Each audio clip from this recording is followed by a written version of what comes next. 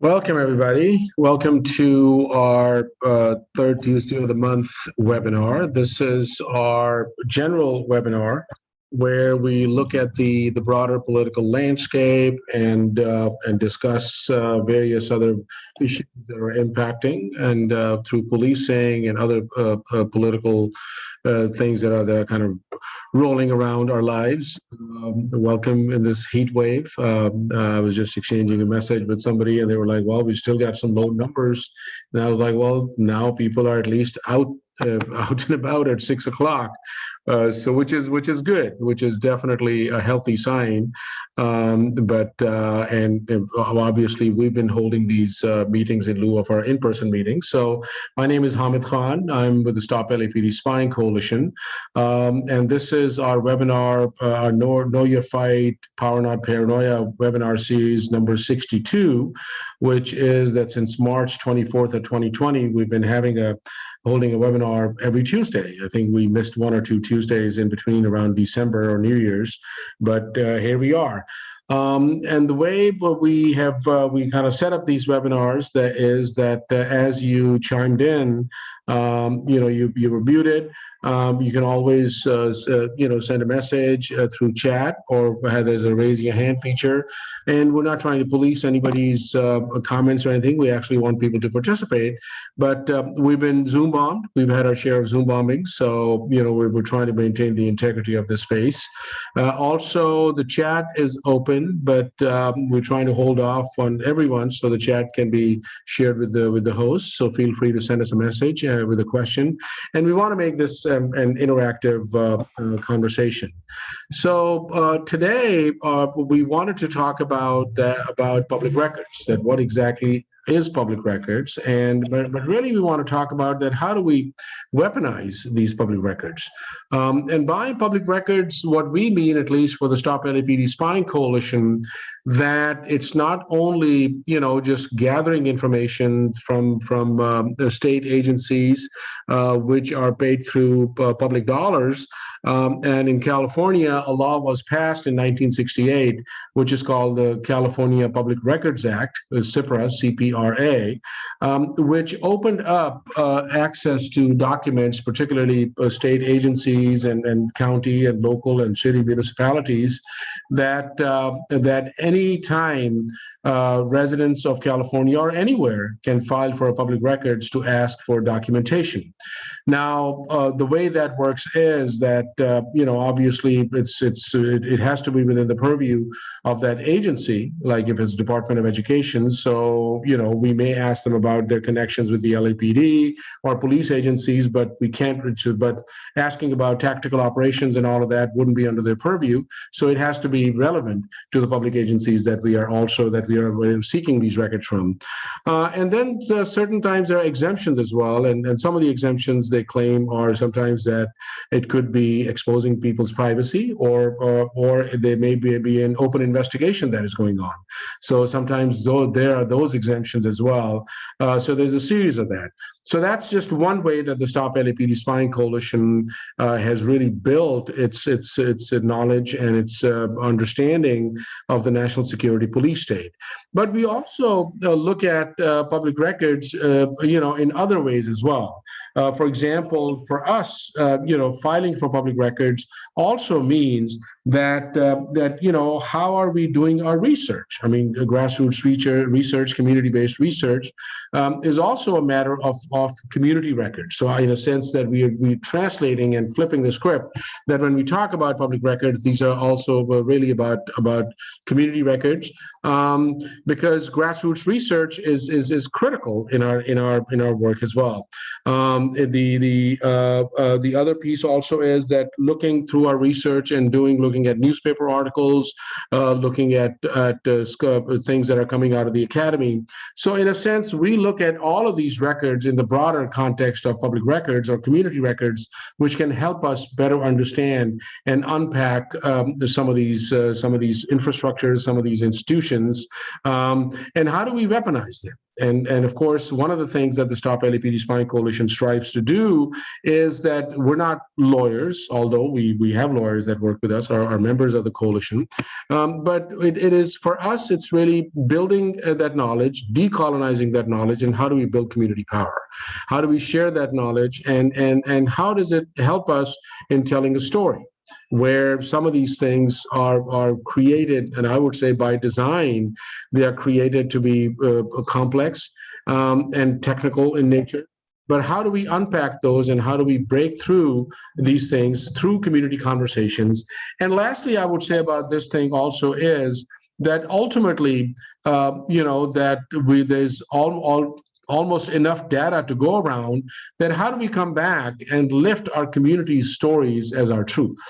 And we use these public records just as a way, as a supporting document. For us, we are not dependent upon making a case, both in the public domain or in the legal domain or in any other domain, based on what we get from these agencies. But it's really, what is our community's truth, how the community has been harmed, and what's our community's story?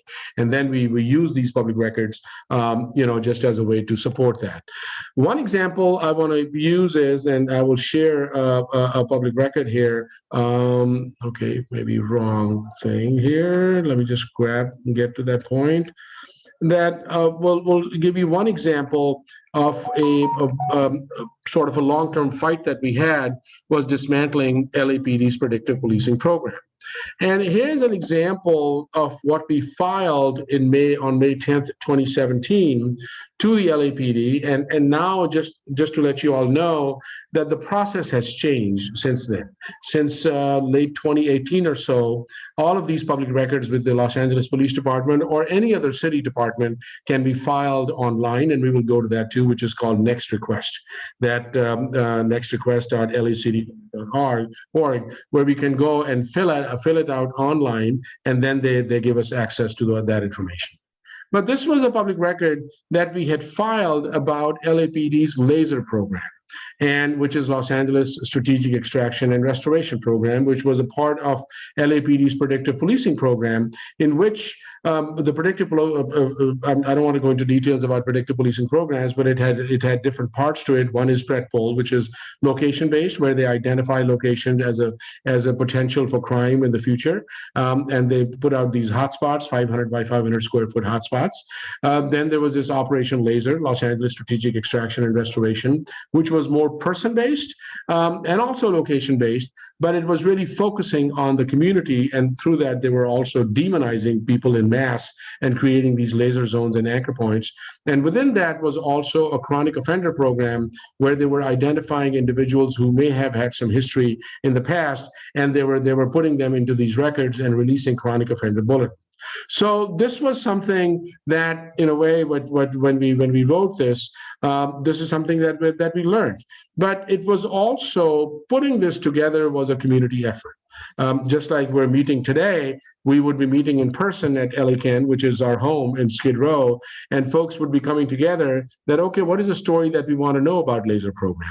So why this becomes really unique is that we wanted to go and get into the nitty-gritty of this program. So we started off by grant applications, that give us LAPD, give us your grant applications that you filed to Department of Justice, from whom you're going to get funding for this program.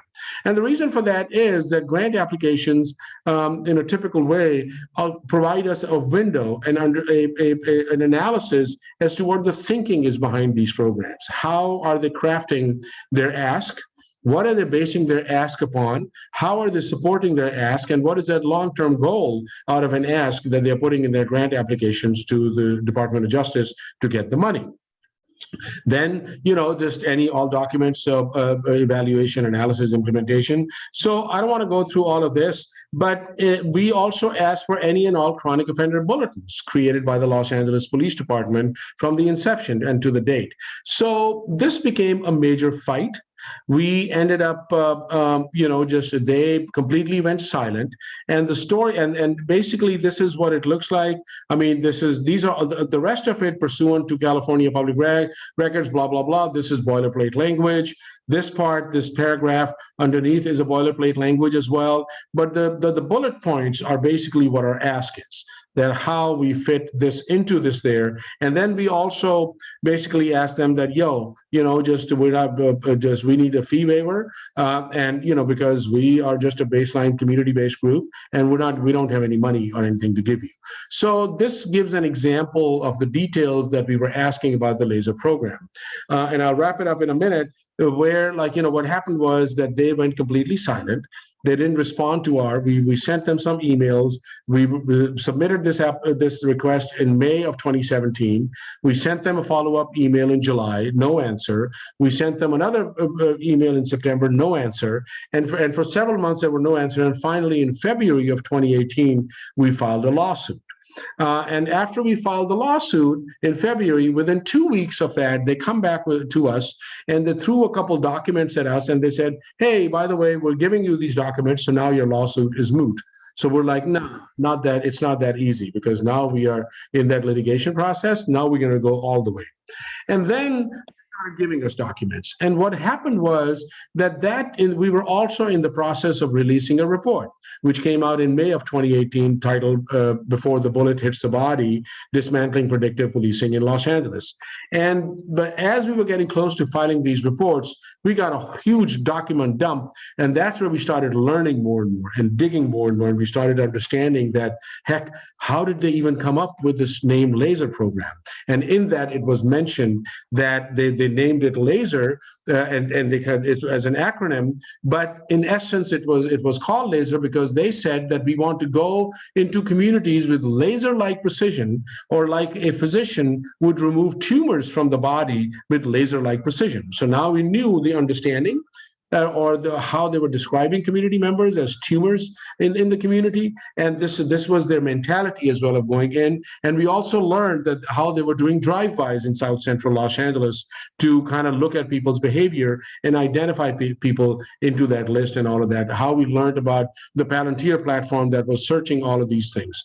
And long story short, that it finally came to a head where they stood firm that we will not release to the secret list of chronic offenders to you.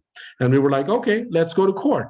In the meantime, we released that report, and now the heat was on. We released that report in May of 2018, which led to several things happening. In July of 2018, the city of Los Angeles and the police commission organized a public hearing, which was for the first time in the country. A public hearing happened at the city hall on data-driven policing, which then resulted in motions being passed, which called for an extensive audit of this program. And also, we were demanding for this program to be dismantled. And by August, they suspended the LASER program and the chronic offender program.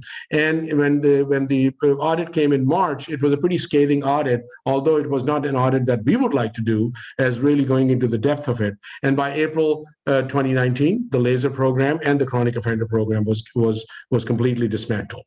But another thing we did was that we didn't just sit on this document. This became an organizing tool, and the community power was built. And the community power built was called, also, we had an action in December of 2018 where we charged at the central station in Skid Row, and the community held its ground. We charged a group of our folks led by Jamie walked into the central station, demanded that they release these programs because they had this secret center called Community Safety Operations Center. We lit up a fire outside. We broke bread with the community. We sang songs, and basically the community took over that central station. And a lot of the movement, but so I want to just stop here by saying that it's not only the public records just doesn't do anything in isolation. It's what we do with this thing. It's how we build that story and how that becomes an organizing tool and everything else. So I'm going to stop right there. But before I pass it on to Jamie, I'm going to ask if people have any questions, and if folks want to unmute themselves, we've opened it up. So please feel free to ask any question or anything up until this point if you have on this particular piece. Hamid, I have a question. So, did they do the data dump as a result of the lawsuit, or was it in response to the PRA? Well, we filed the lawsuit because they had gone silent. So right after we filed the lawsuit, within about a week or 10 days, I believe, Jamie, if I'm thinking right, they sent us a few documents. They said, well, here we are sending you documents. So why don't you take back your lawsuit? And now the lawsuit is moved. We're like, no, bullshit. The lawsuit is on. And so that's after that, then they started giving us documents and giving us documents and giving us documents.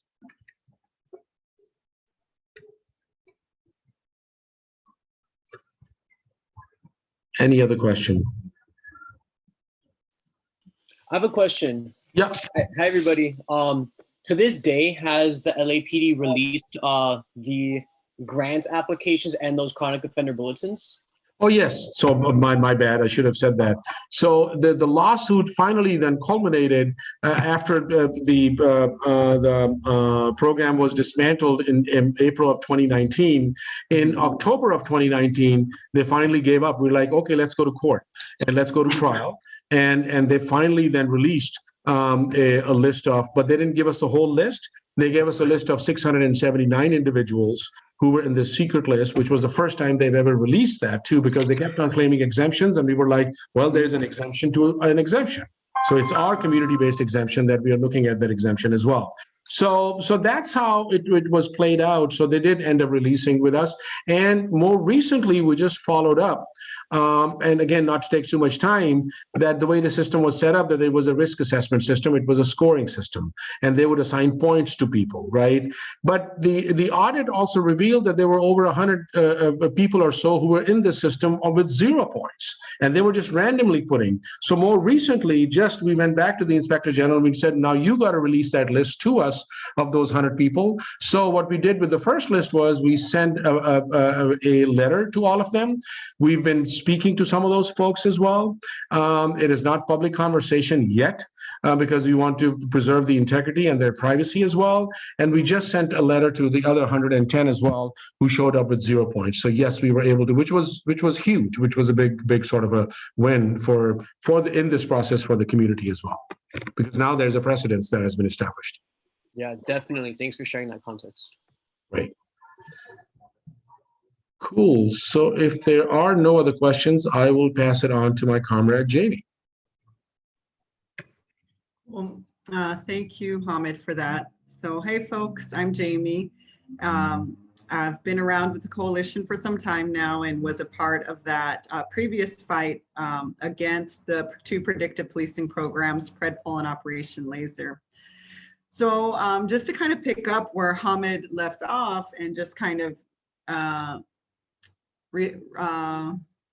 emphasizing that public records requests are kind of the tool to be creative with, to expose, to expose programs, to expose documents that state agencies and particularly the LAPD are using to find out how they're thinking, to find out, who they're targeting, but also, so on top of that kind of exposure, we can also, analyze these documents and kind of find out or maybe strengthen our analysis about things. And that's like kind of what I'm going to talk about, where in November of 2018, we filed another public records request after this May 2017 records request, where we were looking at the way Operation LASER worked. Is it created laser zones and anchor points and people that it targeted, right? So it targeted communities and specific homes and communities or buildings and communities and specific people. So we wanted to figure out more of how they made this decision on which home, which community they were going to target. We wanted to see if there was policy and procedure, what those policies and procedures look like. And so we crafted a public records request around that. And really the original imagination behind it was like, well, how are they picking these places and who are they picking? And I think that what we ended up kind of doing in what a group now that we've formed that's looking at land and policing, I don't think was our original intent when we filed the public records request. So I'm also going to share my screen right now and kind of walk us through that process. So as Hamid said, the process for public records request moved online. And so now it's online and anybody can go in and make a request to various city departments on a website that's called lacity.nextrequest.com, right? And so we filed this public records request, and let me see if I can make it just a little bit bigger. Like I said, in November of 2018, and this was kind of the extent of the public records request. It was pretty thorough, and we got back quite a bit of documents. You can see below here all the different documents that we received. And there's several pages of the documents that we received. Now, the difficult thing is once you start doing this, you start getting lots of documents, right? And you have to start kind of fishing through all the documents. And that's where, you know, getting help from people to, and that's one of the biggest reasons why we're also kind of having this this webinar with folks, is to really encourage you to come in, and if looking at documents and kind of strategizing is something that interests you, or you even want to get better at, or you're inquisitive to learn more about, you know, this whole process so that you can use it for whatever organizing you're doing, you know, please, you know, just drop your email in the chat and we'd love to work with you. So, so we filed this public records request, and what we ended up getting were a lot, and I'm going to shift into a PowerPoint. And can people see the PowerPoint? Hami, can you see this PowerPoint? Okay, thanks. So what we ended up getting was a bunch of mission sheets from LAPD, because we wanted to see all the laser zones that were being created. So this is particularly 77th Street Division, and these black boxes are all the laser zones, right? And so, so we started to look at the laser zones, and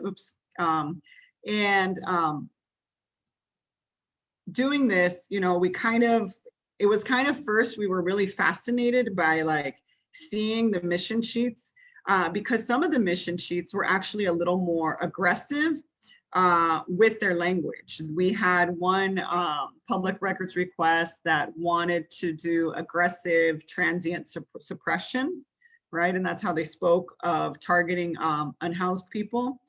Another one would list, you know, Black male 18 to 35, which was like anybody, right, in South Central. And, you know, a few of them had actual license plates. So in the beginning, we were very struck by them. And we were also, you know, like, okay, what do we do with all of these since we have them all? And so, and then I'm just gonna kind of show you, this was laser. And then we also were able to get some from PredPol as well. And so this is what the PredPol hotspot maps look like. So this is where they would box that 500 by 500 square foot box and say this area was where they predicted crime. So we were able to get those as well. And the reason, and this one was actually from a different public records request that, again, we filed with the intent to look for PredPol hotspots where there was a Skid Row resident that was murdered on 5th and San Pedro. But what ended up coming out of what we found was something completely different. So I'm gonna kind of move on in my story and just showing you how you can request records with like the intent to, you know, discover, expose. But then, you know, when you spend time with these documents, you also are able to like generate new analysis. And that was what was really, I think has been a really interesting other way that we've been using the public records requests in understanding what's happening with these various predictive policing programs. Because just real quick, most of the time, the way they talk about them is that there's a feedback loop, right? If you police a certain area, that crime data goes in, and then it just kind of becomes this like ratchet effect or feedback loop. where you're targeting people, and the focus was always on people. But while we got these maps and stuff, we started realizing that we were looking at maps of community, and we were looking at maps of location, and we were looking at ways that land was being targeted and segmented, right? So when we looked further at Central Division, we started to look at anchor points, and we got a list of anchor points from that public records request I showed you earlier through the portal. And we were, you know, particularly focused on 77th. And I think that was just by chance that that happened. It wasn't also because, I mean, we had a volunteer kind of organize all our 77th Division maps. And so we landed in 77th by like just by happenstance, but it ended up being a pretty interesting happenstance. So this area right here on Crenshaw and Slauson is where Nipsey Hussle's store, Marathon Clothing, was located. So his intersection and his store was actually targeted by the LASER program, right? For displacement, because what was going on with the anchor points is they were using the nuisance abatement, I think it's a city ordinance or city program against any area that was designated an anchor point. So if it was a business, a home, they would try to use the citywide nuisance abatement program, or they would try to evict them, or they would try to change the environment to be better policed.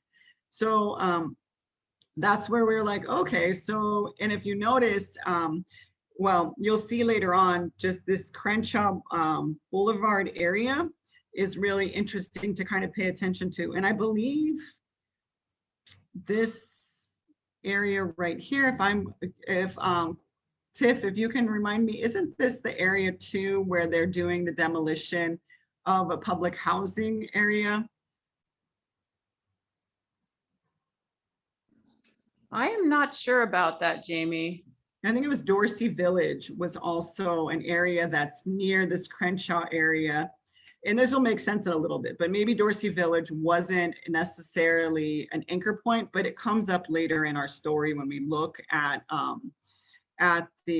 Crenshaw Boulevard, particularly when it comes to Operation Laser. So, so we mapped, and there was a group of just regular people who didn't really know how to use, I think it's called Cardo, to map by hand where each of these laser zones were at, because the mission sheets weren't geo coordinated or mapped or whatever. So it was impossible to get the geolocation of it to kind of make it easier to map. So they mapped them all by hand. And this was basically a density map of all laser zones from 2015 to 2017. And here is that Crenshaw Boulevard, right, with Nipsey Hussle shot being right up here. And I think it's Dorset or Dorsey Village is somewhere along this upper edge where there's repeated laser zones, right? And then this area is repeated laser zones, and all along here, repeated laser zones. So we were like, okay, well, let's analyze these a little bit and see what's kind of going on in these spaces.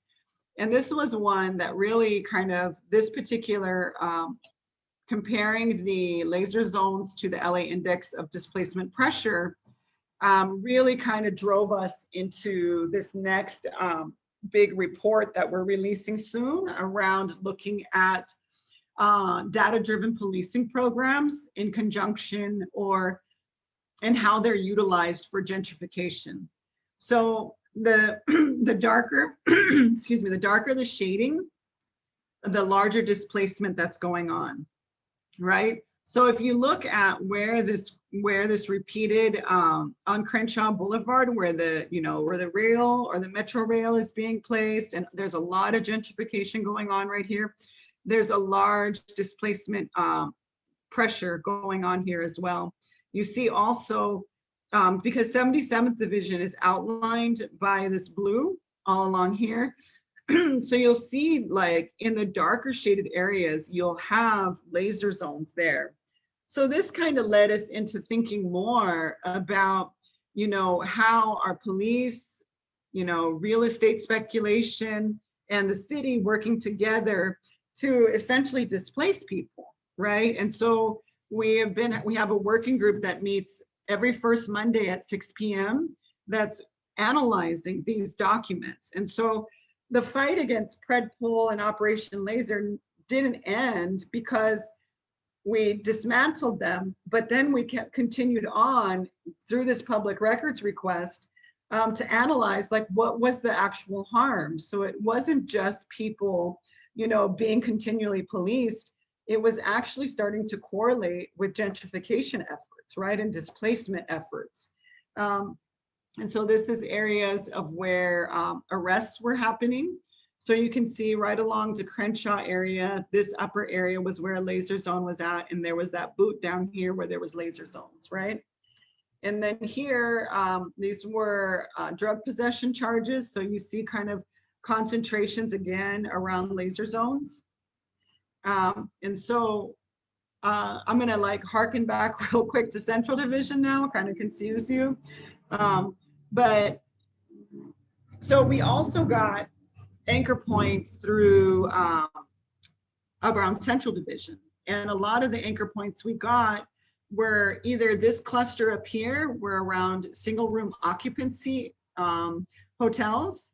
And then down here, they were also around new development, right? And so we got this through that public records request I initially showed on the Next Request website. But now we go back to all the PredPol hotspots I got. And that was that original document I showed you. Let me just go back to it real quick. Right here, right? So we got all those and we created a density map of hotspots from 2015. Now, you would think, based on what everybody said, that you would have that ratchet effect, that this would be a highly policed area and maybe a poor neighborhood, right? But this is actually the gentrifying downtown area where all the new development is happening. And Skid Row is essentially down here, right? And it's not to say that Skid Row isn't policed, because if you understand the history of Skid Row, you know about the Safer Cities Initiative, which added 50 extra officers and I think 20 like narcotic officers to just this area between 3rd and 7th and Main and Alameda. So Skid Row is highly occupied, but what you see is PredPol working in conjunction to maintain that that containment, which was actually written into the development of Skid Row. So Skid Row has always been a containment area, and this area was historically has been known as the buffer zones. This is where they want to make people who are unhoused very uncomfortable if they're around. So it makes sense that they send patrol cars into this area continuously to make anybody who doesn't belong there feel uncomfortable. And that means anybody who doesn't have money, right? So, and this is just some more density maps of PredPol hotspots from June of 2018. And again, Skid Row is down here. And this is where you see the convention center and all that development. This is the arts district, Chinatown up here. So we took these anchor points, right, from Central Division, and we mapped them with the PredPol hotspots. And you can see that they're actually encroaching into Skid Row now, right? And the interesting thing is now, as part of our analysis, is that the new 2040 plan for Skid Row that is up for its first meeting on Thursday, where they're trying to open up Skid Row to market rate housing, which makes affordable housing builders have to compete with market rate housing real estate agencies or developers. And they want to contain affordable housing to from San Pedro to Alameda to 3rd Street. So this area right here is where they want to allow affordable housing to essentially contain Skid Row even further. And the community that's here, that has lived here for decades, and force them into this spot, while you can see the policing programs are moving in already to target communities, to target certain apartments and SROs through nuisance abatement, to get people evicted and to also ultimately arrest them. So that was something through those public records requests that we didn't realize we were going to go down that rabbit hole. And it's added a lot, and currently it's allowing us to partner with housing organizations as well, and to see how, policing, policies walk hand, or policing tactics walk hand in hand with housing policies, because it's never been about resolving it's never been about resolving the homeless crisis or the living conditions of poor people, but it's been about how to displace them, banish them, and quarantine them.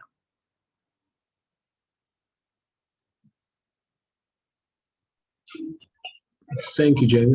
The displacement index was actually something that was fought for by housing organizations within the city of LA. So it's something more that like housing organizations know, but it's basically displacement, people that are moving out of the area. We did a little bit of research around it, but we didn't kind of complete that. But I know that it actually came from organizing efforts of housing organizers within the city of LA to force the city of LA to demonstrate what areas people were being displaced from. And I think there's also a comment from Tiff that it comes from an analysis by the city of LA using census information and measures the city deemed indicative of gentrification, including changes in income, education, race, rent, and household size. So. Thanks, Tiff. Great. So any questions on what Jamie was just presenting?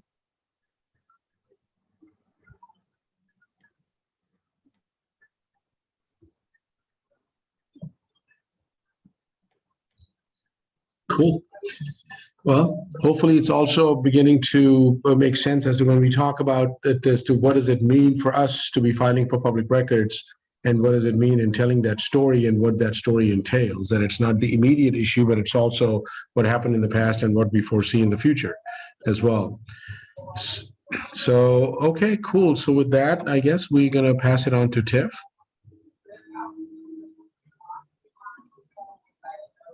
Yeah, hi folks. This is Tiff, they, them pronouns. I am with the Stop LAPD Spying Coalition, have been a member here since 2016 and have been a part of the fights that that folks have been describing already today.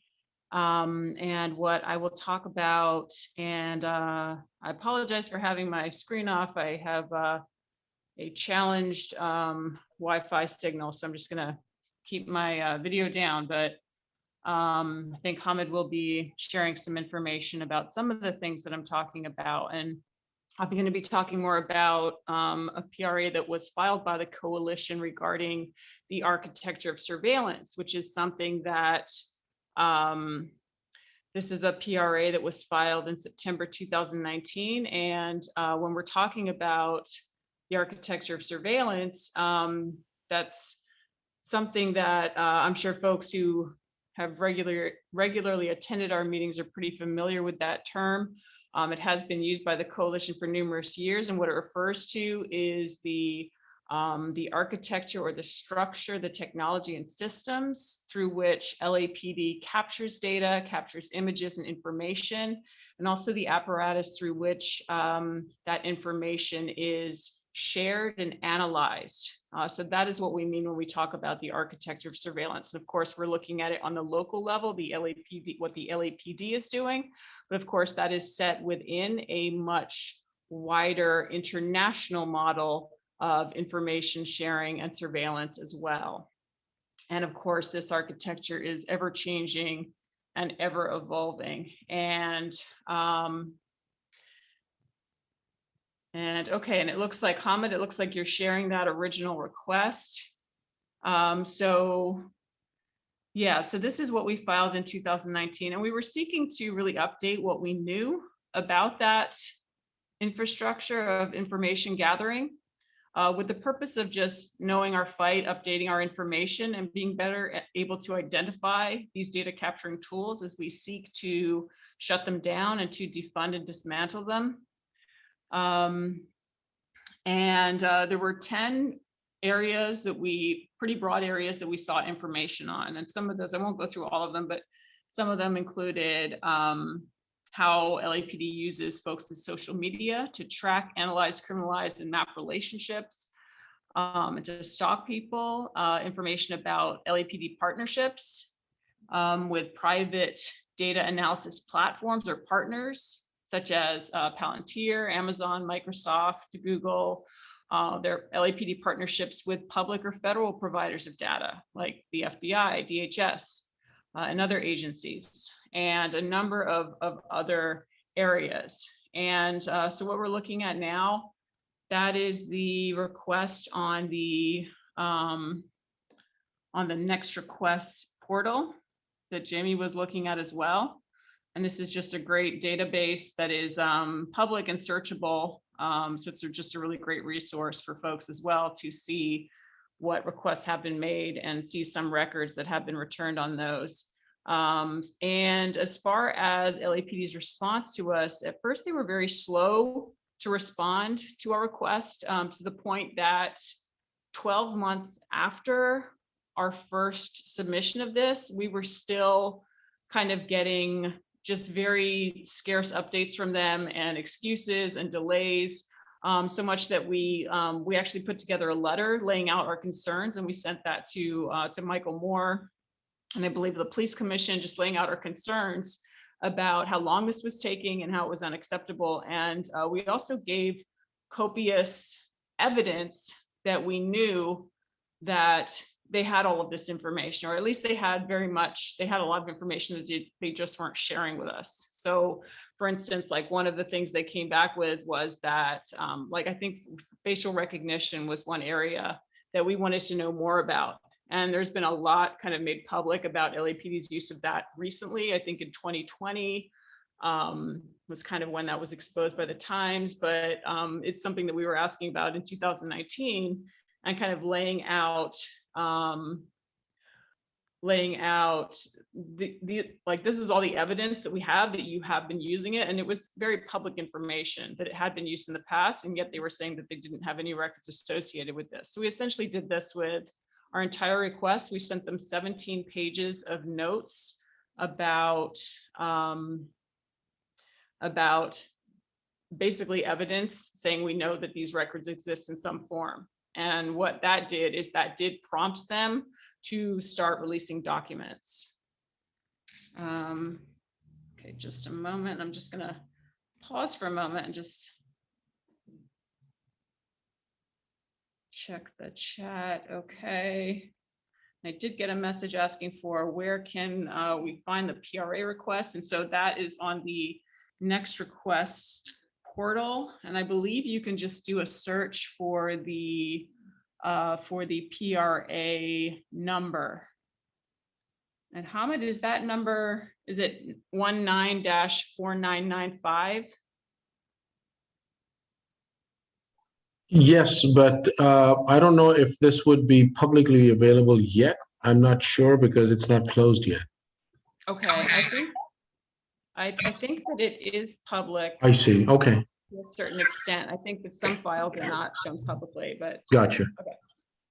All right, and I'll just keep going. So yeah, so essentially that was kind of the process, and I'll also just share a little bit of some of what we got so far. And so we did get information about LAPD's existing data-focused policing or data-driven policing system that they're calling data-informed community-focused policing. And Hamid, would you be able to open a document? It's called Sarah Daly. And this essentially is, we received some documents that described kind of their protocols and the different things that they have in place now. So Jamie was talking about some of the previous data-driven systems and location-based and person-based systems that LAPD was using before, and they were shut down. And of course, they were very publicly shut down because they were found to be operating in a way that was inexcusable even by LAPD standards. And so now they've replaced this with what they're calling data-informed community focus policing, which launched in 2020. And so these are some of the documents that we've obtained about it. And what is interesting about these is that they're kind of revealing to us just how similar these are to what they've replaced, which of course is not what LAPD is saying publicly. Like publicly, they're saying, oh no, these are new and different and they're community focused and they're not as harmful because they do different things. And essentially when we look through the information, what we are kind of gleaning from them is how they're just very similar to what they were replacing.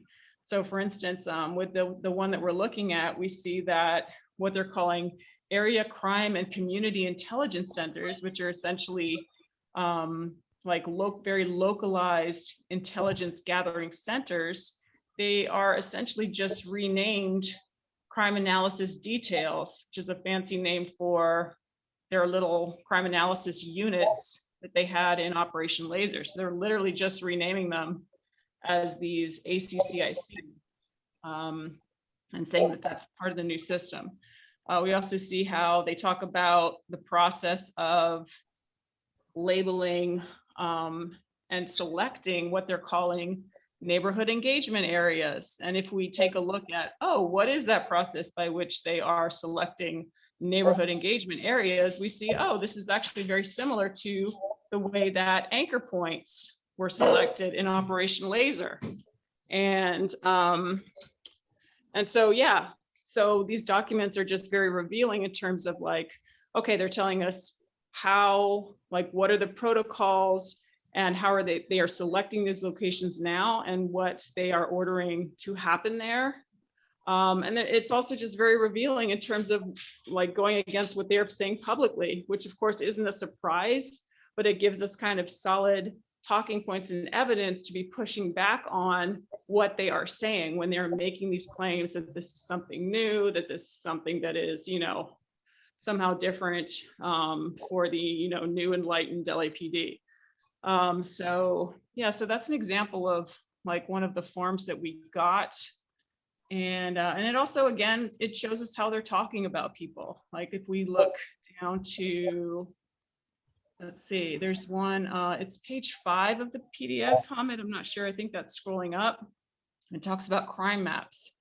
And it says like on the crime maps, they want them to include standardized color and shape coding for crimes, labeling which crimes are gang related and which crimes involve transients. So we again see how they, who are they focused on? How are they talking about folks? And then of course the question comes up, well, how are they getting that information? Like how do they know who is part of a gang? Like how do they decide that? And we know that that's based on, you know, very old information, old databases. So yeah, it's all a part of like, it gives us information and it also gives us kind of a place to be asking more questions and an indication of like how folks are being targeted and potentially harmed as well. So yeah, so that's just an example of like one of the forms, and I'll just maybe pause here and see if folks have any questions about that.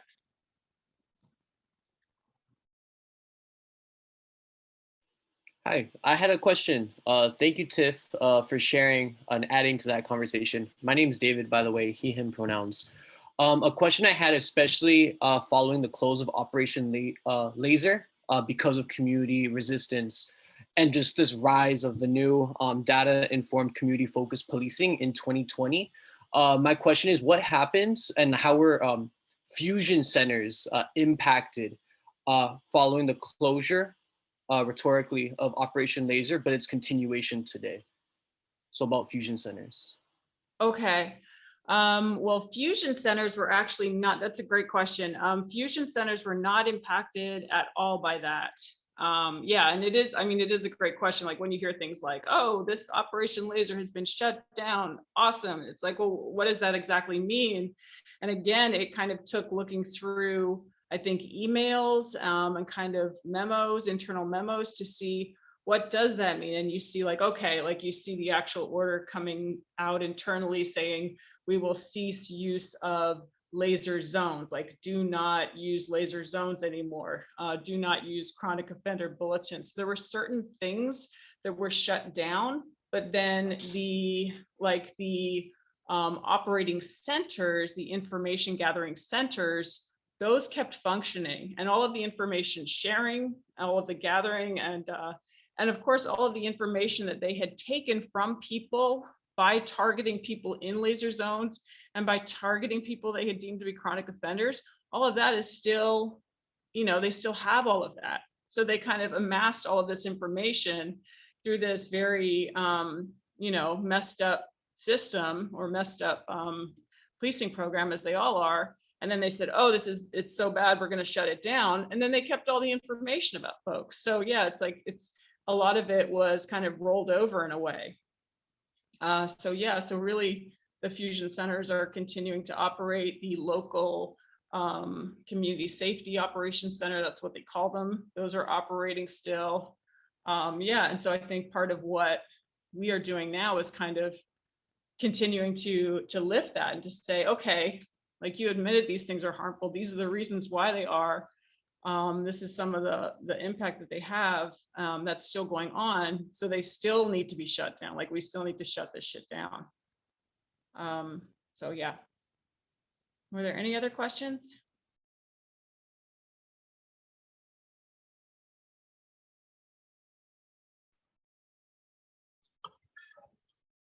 Okay. I think one of the things, just to maybe remind all of us, is that it was really a lot of work that went through, and I'm just going to quickly go down to and remind us about what Tiff was relating to. So this is the request that we have, but this was really where a lot of work went in. Where was this letter that we sent on August 31st, 2020? And this was kudos to Jamie and Tiff. They, just spent time in looking at the details of the request, but then going back to them and telling them a big fuck you, where looking at each one of the items that we had asked for and going into details like, this is what we have received, this is not yet received, right? And again, that all of this is out there. So when we're also telling them that, look, your social media guide references LA Clear Memorandum of Understanding. We're establishing and maintaining a fictitious online persona. So what are you saying you don't have it? Then receive in Palantir, this is what we have received. We have not received all of this. So kind of breaking it down, and I know it requires, a lot of diligence and a lot of work, but this is how we need to really put them on blast. This is how we need to really expose them and go after them, because this is exactly how they try to make it complicated and try to weave a story and make it and really choke the demands that we have by coming back and saying, oh, that's the only document we have. Well, wait a minute, and that's which goes back to initially when we started this conversation, that when we talk about public records, it's incumbent that we are also doing research through academic papers, through any newspaper articles that may be written, because then we can go back and say, wait a minute, this newspaper article says that this and this exists. So how come you're telling us that it's not there? So you're lying. So I think constantly putting the onus back upon them, that it is up to you to come back and provide us with all this information. So I just wanted to share that as well. So with that, I guess I am going to just pass it on to Shakir. Cool.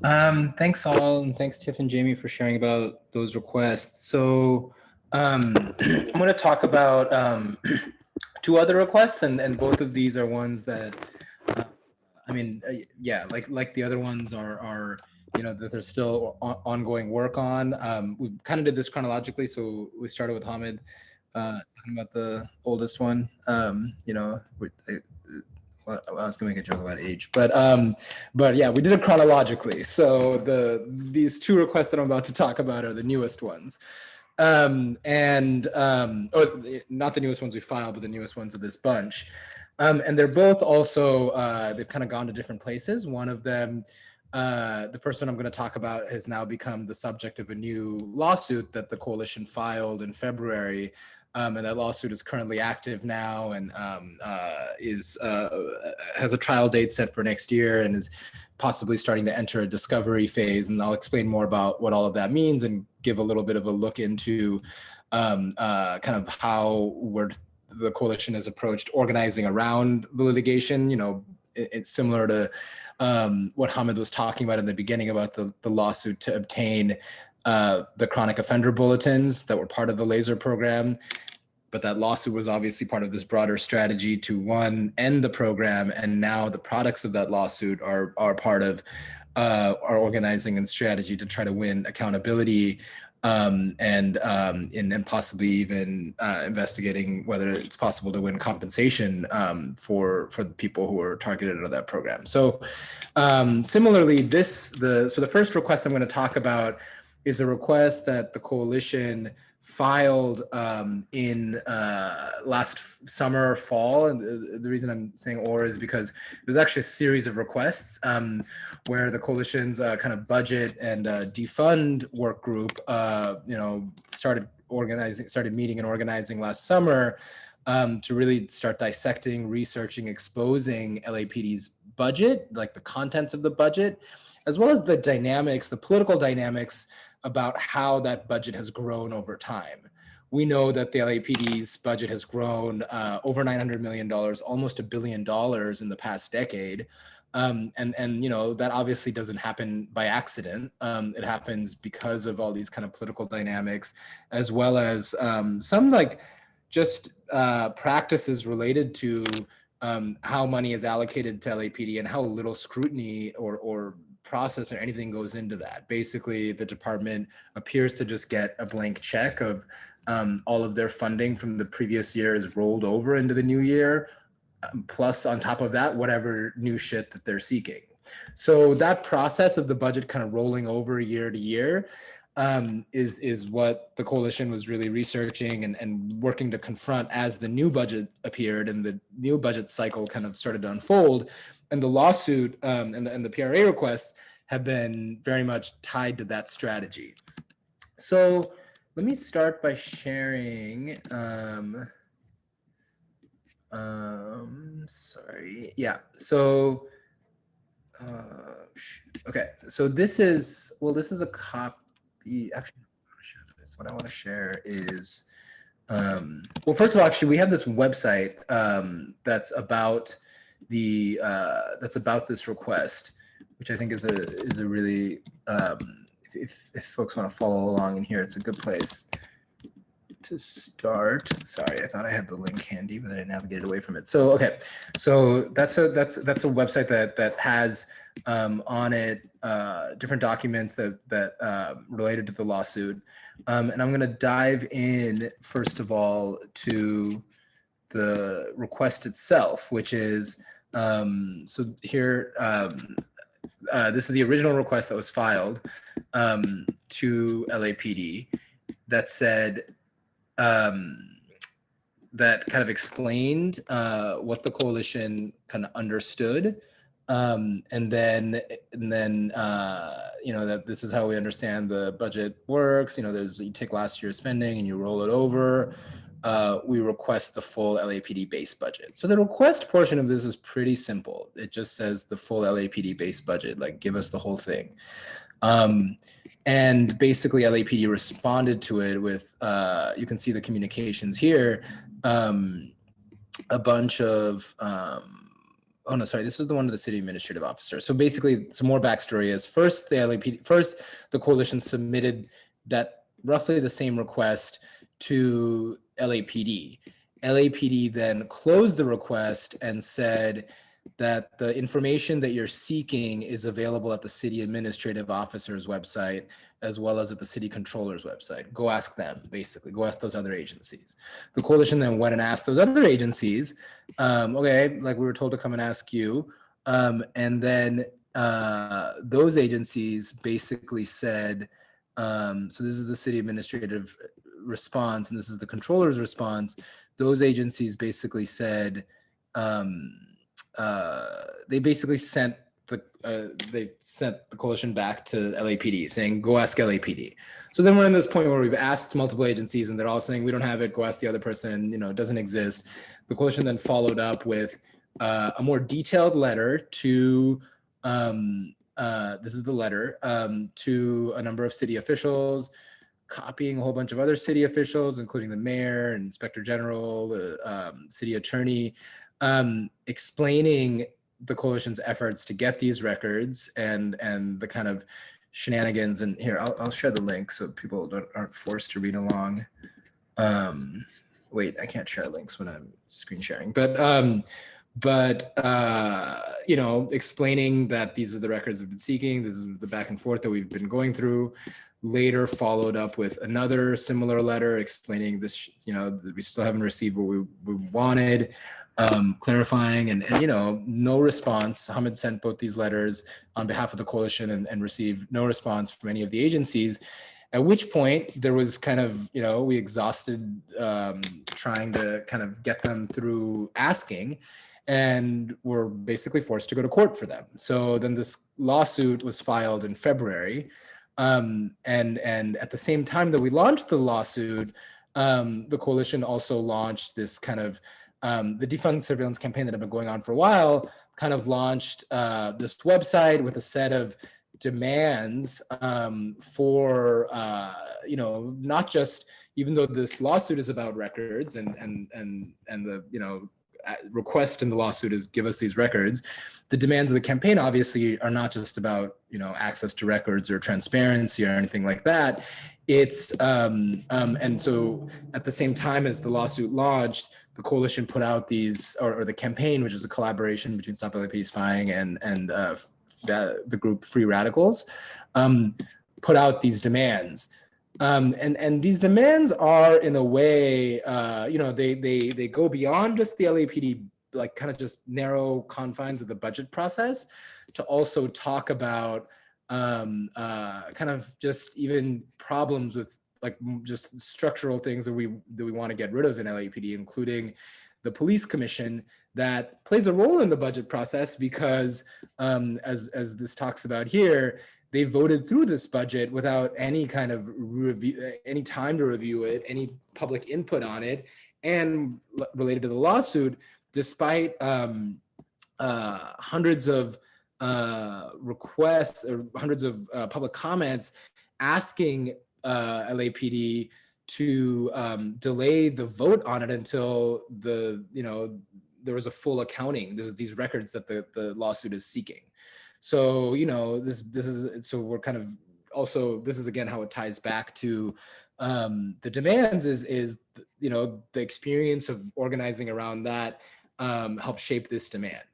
And so then there's the lawsuit, and even the lawsuit, I just want to share a little bit, is, it has the kind of legal, whatever explanation of the records that we're seeking, but it also is being used to set a narrative of how, how the money is being spent, that over half the city's budget goes to LAPD, that the budget has grown at these kind of staggering rates over time, that every dollar LAPD spends could instead pay for all this other stuff that our communities actually need to be safe. As well as then our analysis and understanding of how the budget process unfolds, and really what this secrecy surrounding the budget, which is what the lawsuit is getting at, what that perpetuates, and that's this growth of the budget. So again, it's not just a lawsuit to kind of seek this transparency around the budget. Stop LAPD Spying with the coalition, we wanted to use this lawsuit to also expose the dynamics and the political dynamics and circumstances by which the budget grows over time. And so just to kind of where that's at now is that after we filed the case, first they kind of came back denying everything and saying, well, we don't have any records other than what exists. There's no records that exist. 1, 2, even if they did though, we wouldn't have to share them, fighting it.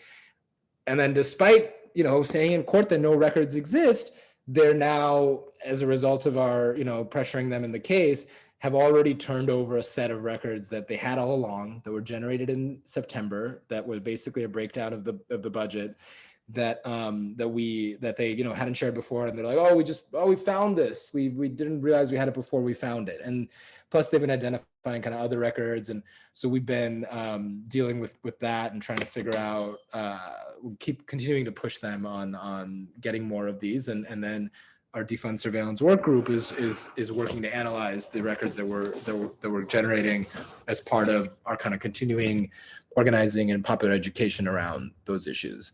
So this is also a plug now for if you're interested in this aspect of of what we're learning. That defund surveillance group meets every week and is doing a lot of, as I said, popular education, and we're putting out a zine on the growth of the budget that's called Carceral Budget Creep, about kind of this creep of how the budget grows over time, including through these dynamics. And we're also kind of doing analysis of these records that we're getting. And like Jamie and Tiff were talking about, doing these requests is one thing, but then you get the records, and that's not the end. That's, if anything, that's when the work begins. So if folks are interested in joining that, we'd love to hear. And I can stop here, to talk about, if anyone has any reactions or questions or thoughts on this, our PRAs related to the budget.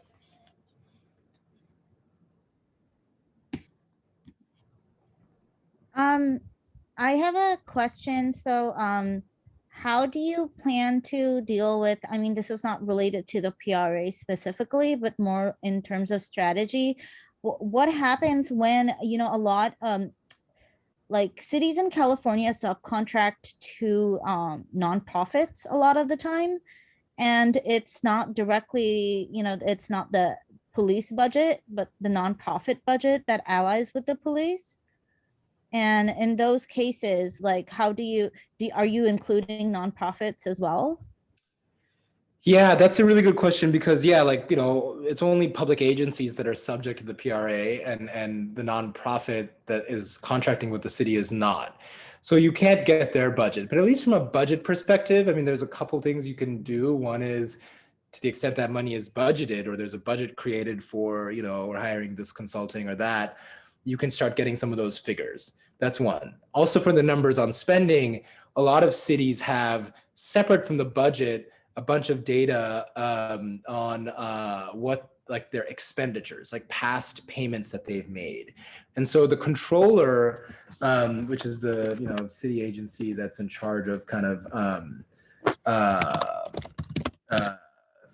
managing the money once it's budgeted and approved, like, getting it from this account to that account, they have in LA a website called Control Panel that's on the controller's website.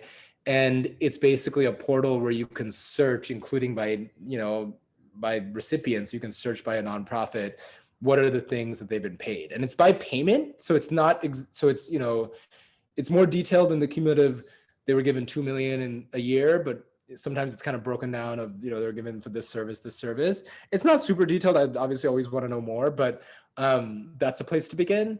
And then another way to approach, I think, the contract stuff is you can file like any records that are exchanged with the city, with the government, with the agency, those are subject to the PRA. So that includes, if the nonprofit sent the agency a bill, for an itemized bill, that would include, that's covered in there. Or a contract saying, this is what you're being hired to do, or this is how much we're going to charge for this service, that service. All of that would be subject to the PRA. So I think those would be the strategy. There might be kind of requests around those. And there was actually a California Supreme Court case a couple years in 2016 or 17 that even extended the PRA even to when an agency is hiring like lawyers or hiring a law firm, even those records of what the law firm is working on, there's some limits on how much detail they have to share, but at least the minimum, like how much they're spending on it, the prices, the costs, even that's covered by the PRA. So yeah, so I think, you can't get it directly from the nonprofit, but you can get it from the agency. another thing, just really quick on this nonprofit point, something I learned I learned by being in a coalition meeting where people were like, can you file Public Records Act requests against business improvement districts, bids? And I was like, nah, they seem like nonprofits, I'm not sure. But then someone looked it up and you can. So bids, by the way, are, even though they're kind of quasi-private, they're basically, like little groups of business developers and business owners and real estate developers and stuff in a neighborhood that have this kind of organization that usually is just in the business of harassing unhoused people, trying to gentrify the area, that kind of thing. Though they're subject to the PRA too. So even though they are technically 501c3 nonprofits, but they have a special status where you can file PRAs against them. So just real quickly to Raya's point, I hope I'm pronouncing their name okay.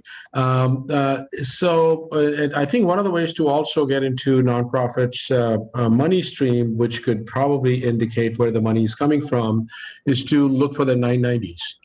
And that's, as a nonprofit 501c3, if they are registered, they file, and one can go to guidestar.com and dig up the nonprofit's name, and you can probably get their annual tax filings and maybe identify through that what is their source of funding, because that would also identify and track out how they're getting their monies. That's really helpful. Thank you so much. That's how we got to find out that the ED of ACLU and our comrade Angela is on the call as well. Just helped us look at the ED of ACLU National gets $500,000 salary a year, plus $68,000 in benefits. So we were like, whoa, a nonprofit law firm, ED is getting over $500,000 salary. So you can get a lot of information, because follow the money trail, and you're able to dig out a whole lot of things.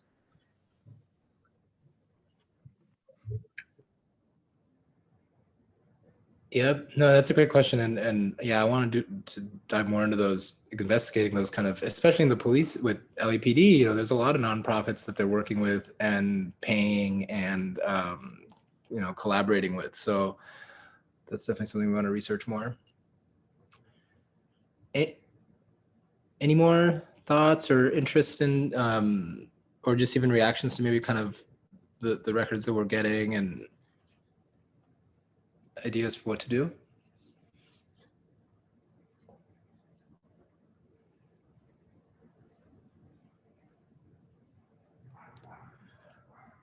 Well, if not, we can come back, because should I share about the PredPol stuff too as the next one? Shakir, Oh, yeah. sorry.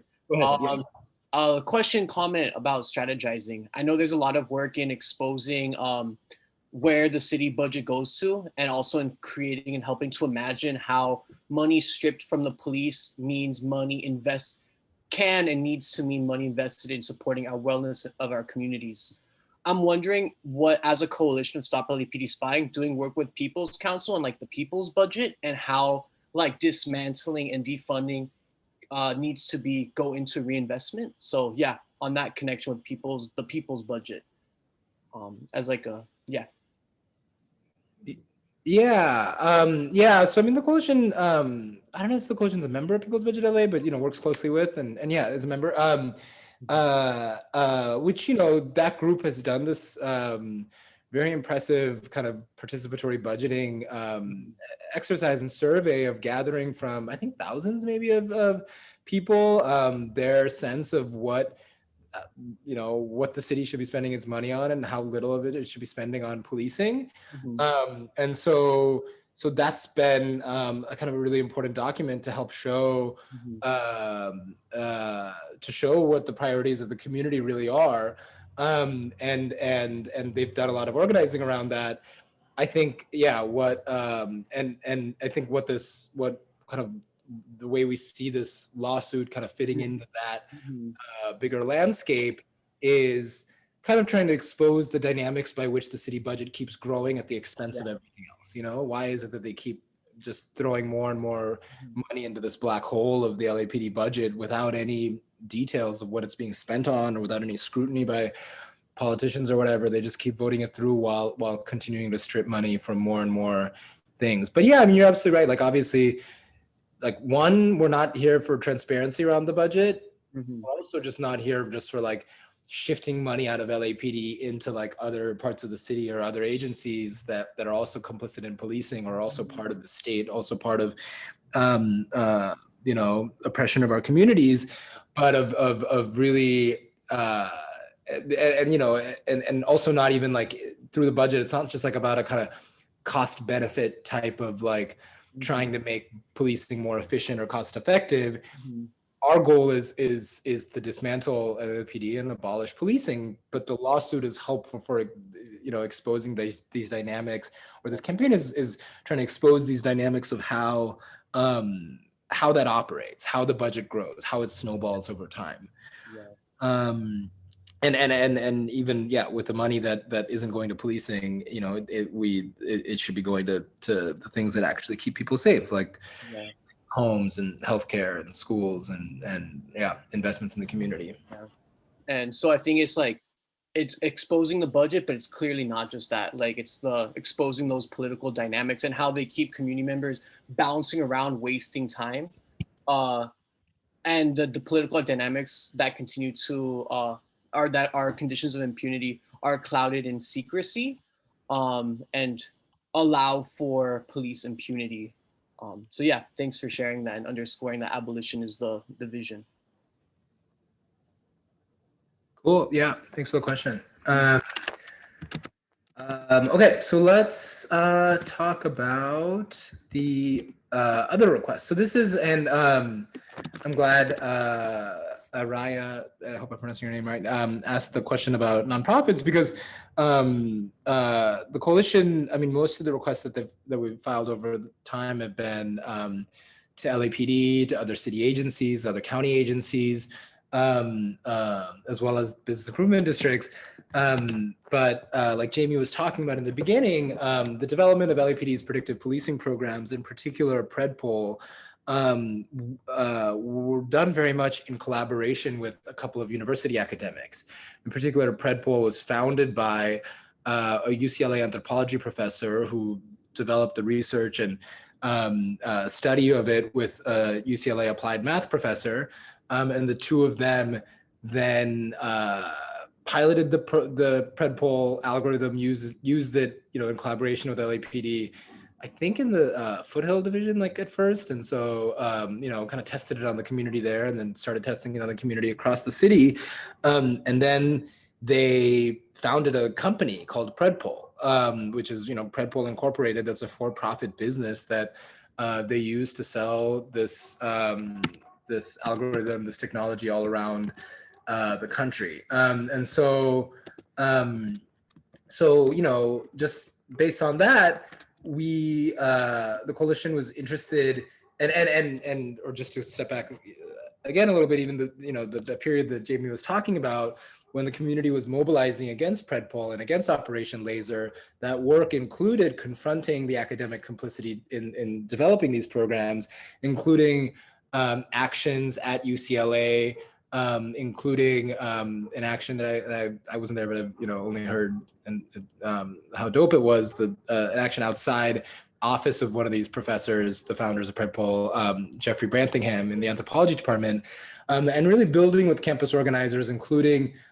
students, grad students, faculty in the department and across the university, to kind of around the theme of like academic rebellion and resistance to that complicity, and kind of calling out their colleague and kind of demanding this broader detachment and divestment, or just their accountability for that harm.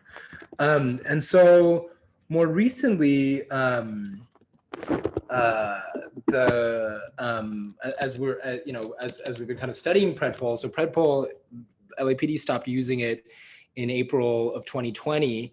That same month is when LAPD announced what I think Tiff was talking about, the data-informed community-focused policing, a new kind of vision for their data-driven policing, weaving it in with community policing and police reform and all this stuff. So LAPD announces that, and then more recently, and in the same month that it stops using PredPol. More recently, earlier this year, PredPol, the company, rebranded itself, changed its name to Geolytica, just like a kind of weird new name, as well as now the company is promoting itself as data focused community solutions and community policing, and using data to do accountability and transparency. So very similar to rebranding to what LAPD underwent with their data-driven policing a year ago. So and so as part of kind of organizing against that and keeping an eye on that, a coalition member also noticed that UCLA, not just is the home to the faculty who founded PredPol, but found on some, like, just kind of a reference online to this thing called UCLA Ventures that was one of the early investors in PredPol. And so through that, the coalition became interested in, okay, so what is this relationship that UCLA has to PredPol? It seems to go beyond just this kind of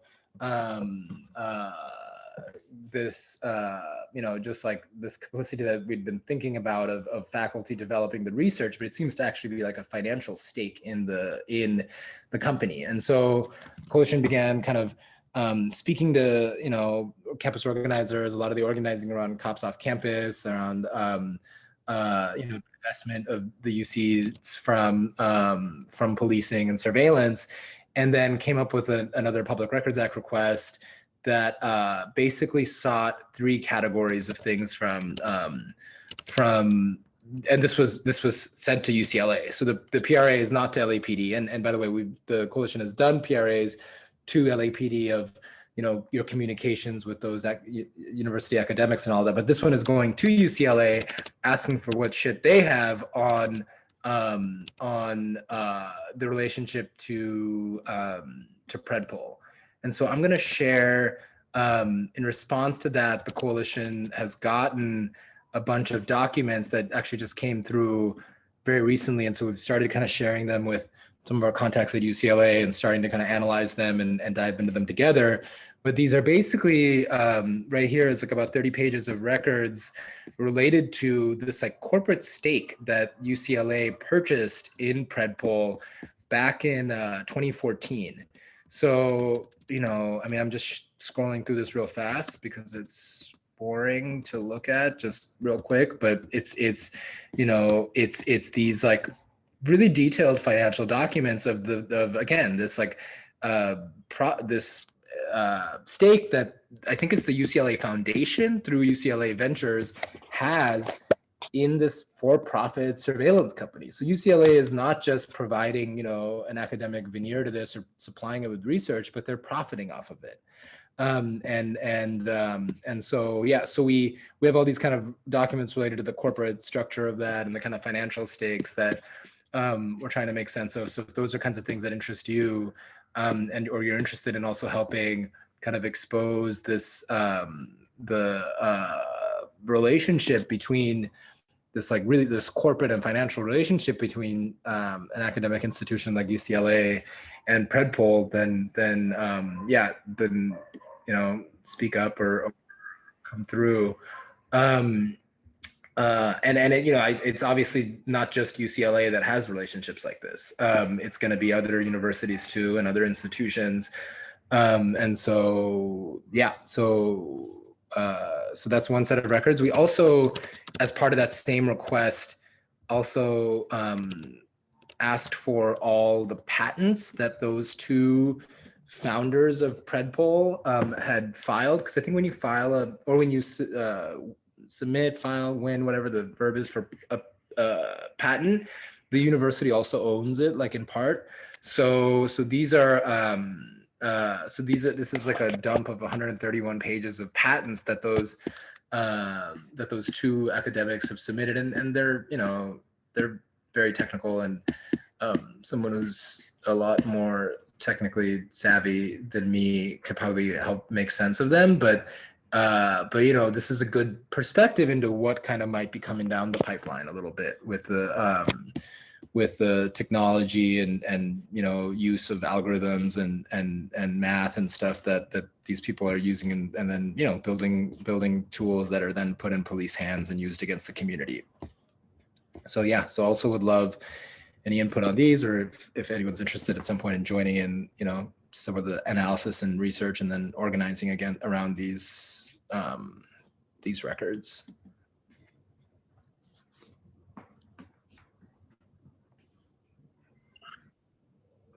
Academic complicity running deep. Any questions, any comments on this?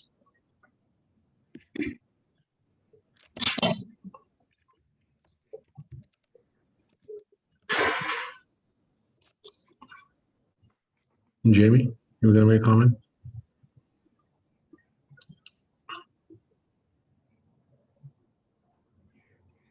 Cool. A comment I have, actually. I know we've been exposing UCLA and its particular institutional complicity. How about the rest of the University of California in participating in this venture? Yeah, I mean, yeah, as I said, I think it's definitely not limited to UCLA. This one, it's because those two faculty that we were aware of. Yeah. But another academic who's been involved, who's been in this mix with predictive policing, is a guy named George Tita, who's at UCI, right? Yeah. You know, there's institutes and labs and stuff at UC Berkeley that are involved.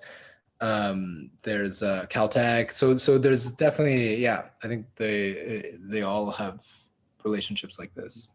The architecture of surveillance, for real.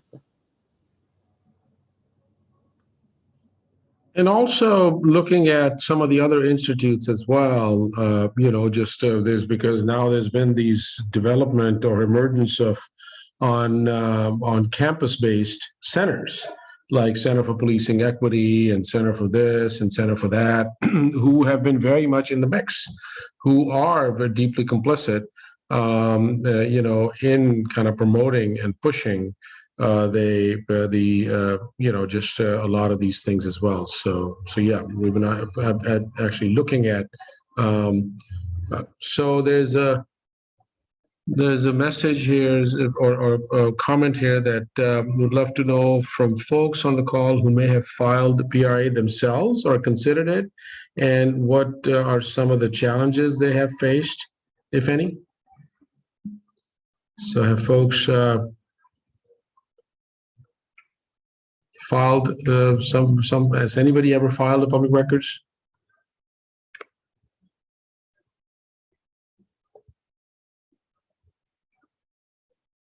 On an individual level? I don't know, Greg, if you are open to speaking about your experience.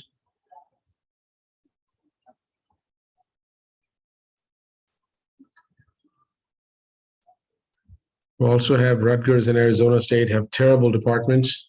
Absolutely, very much so. Okay. So one of the things we also wanted to do is to, you know, just get a sense from folks as to, you know, if they are open to supporting some of this work, if they're open to joining this fight, because, you know, we keep on getting a whole lot of documents.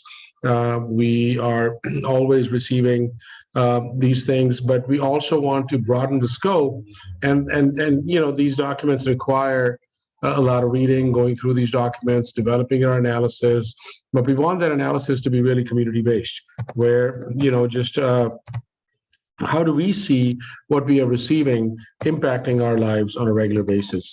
So just putting our email address in there to see if people are open to joining this fight, because this public records piece is becoming a whole campaign and a fight for us in kind of just looking at the broader infrastructure and the broader landscape of who all is complicit around policing and who all is really profiting from this as well.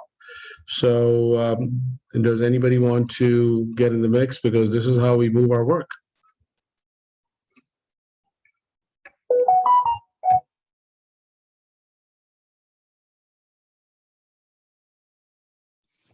I shared my contact info with Jamie, that I'd be interested in helping out to look at some of those maps that Jamie shared in their presentation to help also with an eye towards strategizing. Thank you, David. Anybody else?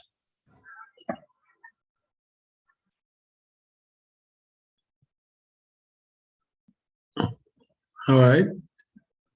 Well, cool. Well, our email address is there, stoplapdspying@gmail.com, or you can also go to stoplapdspying.org, and our information is there.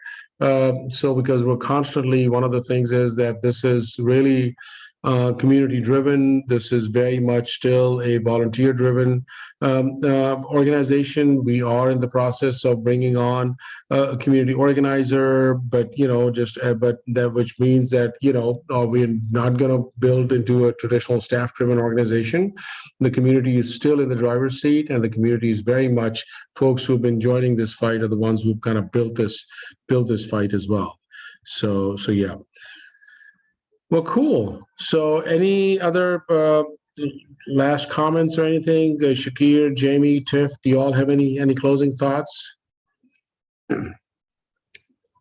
Yeah, I have one. I just wanted to encourage folks as well, like just as someone who's been kind of a part of, like I first started looking at PRA documents and being a part of this process about 4 years ago.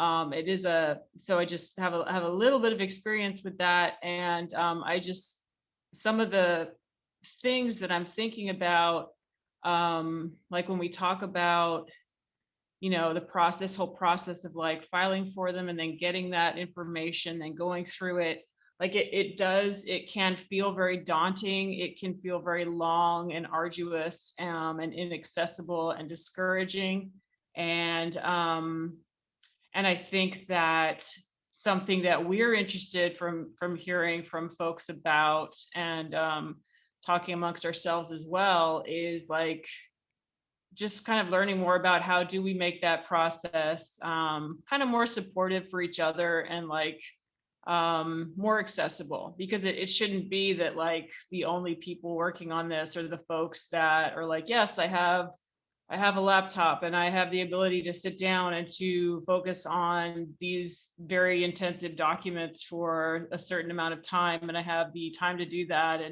and the ability to like search up what does all this mean, and to do that over a period of time. Like that's very taxing. And so, something that we have been doing in the past and are continuing to think about how to do is like, yeah, how do we make that whole process more accessible? So it's not just, it is like, don't feel like, oh, well, I won't be a part of that process because I'm not able to, I don't really enjoy reading that documents that much. Like some folks just don't, and that's okay. But it's also like, do you want to be a part of the conversations where we're talking about this information, or where we're getting together to say, okay, like I did look at this stuff. This is some of the stuff that is being talked about, some of the ways that things are being framed, some of the things that are being brought up, that we might be interested in kind of thinking about or learning more about. So it's kind of like, do you want to be a part of those conversations as well? And that's very much part of what we're doing. And also then like, how are we using that to create pop-ed materials or artwork or ways to be sharing that information? So it doesn't just have to be like, are you interested in reading documents? It's really like, are you interested in becoming a part of that process of learning more and sharing out that information? So definitely get in touch with us if that's something that you are interested in learning more about. And I also wanted to share a quote that I took down from Jamie. It's a quote that I love because it was something Jamie said on a call that we had where we were getting together, some of us that were looking through documents, and we were talking about what we had learned, and then we were also just talking about what that process was like. And it really resonated with me, so I wrote it down. And Jamie said, in terms of getting back PRA docs, it's a process of them dumping chaos on you, and you try to figure out what that means. I remember feeling overwhelmed. It's so many documents. What do we do? But then when I started going through them, I thought, okay, I remember reading this and writing about it, and here it is. And Jamie was just describing how it was a very like exciting and empowering experience at times, while it can also be exhausting. So I think I just wanted to say that as well, because yeah, I've found that just in working with folks, it helps for us to kind of acknowledge like, wow, sometimes this is really this is really lengthy and time consuming, but then it's also, of course, ultimately rewarding and informative, and we are building power together. So yeah, I just wanted to kind of share that. Thank you. Thank you, Tiff.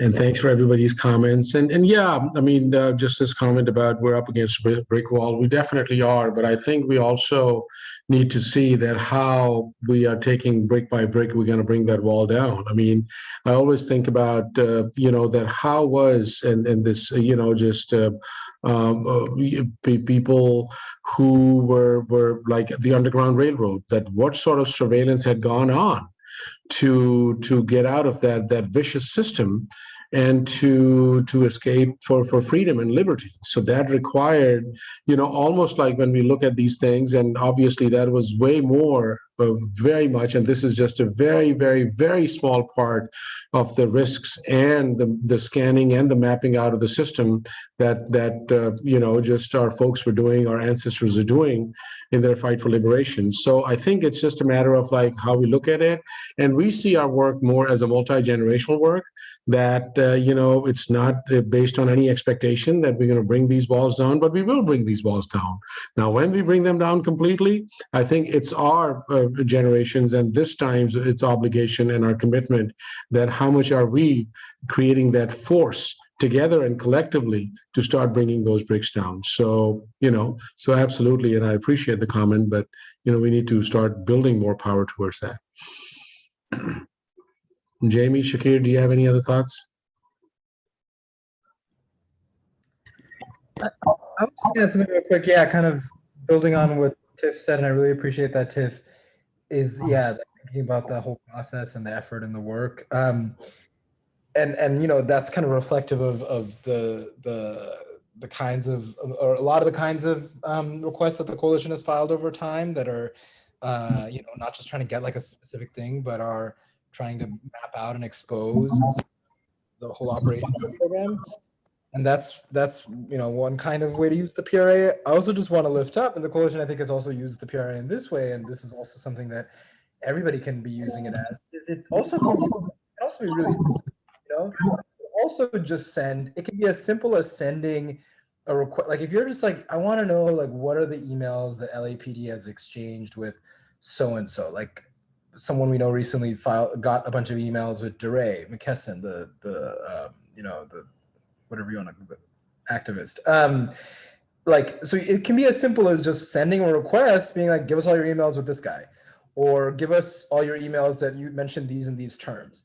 So and that's a different style of doing it, and there's probably a different kind of political agenda and like just strategy behind that.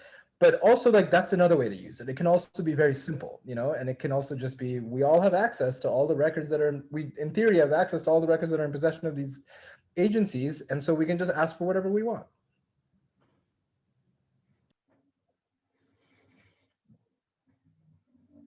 Yeah, and I think, just some closing thoughts for myself. I think that what was so interesting, or what is so interesting about like our work around public records requests, like Tiff and Shakira saying, is that, it's not the, it's not centered, right? Like that, the idea of filing public records requests and using like these legal avenues are not the centerpiece of the fights that we're creating. Everything is not built around the PRA. It just becomes another component of how we put pressure. And really, that initial lawsuit in 2017 to release all the chronic offender bulletins names, if it hadn't been the groundswell of community pressure inside the police commissions, they probably would not have released those names. We had them not only in a public hearing at City Hall, we were confronting them every day or every Tuesday at the police commission.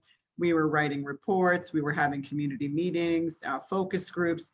And so there was really nowhere for them to hide anymore. And it was going to become more embarrassing for them. So they really are just a tool, but are more effective and more, and like Hamid is saying, like weaponized when they have the community power behind them. So. Cool. Thank you both. Thank you, Tiff. Cool. Anybody else has any comment?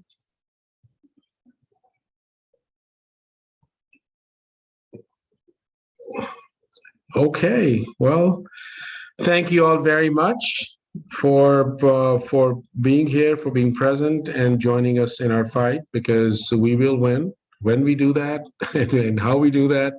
You know, that's all generational. And please join us next Tuesday for our fourth Tuesday the webinar, which will be on data-driven policing. And if you have any suggestions and thoughts and comments, please email us at stoplapdspying@gmail.com. We had posted the email address in chat as well. And if there's any topics or anything that you'd like to participate, help us build, because it is a virtual space, but it's a community space as well. And we always invite folks to be a part of this thing in crafting these conversations and building these conversations. So feel free to hit us up anytime. So thank you again very much. You all have a great night. I want to thank Shakir and Jamie and Tiff for making the time and sharing knowledge with us. Hopefully this was helpful, and we'll see you all next Tuesday, which is the 22nd at 6 o'clock. Have a good night. Thank you.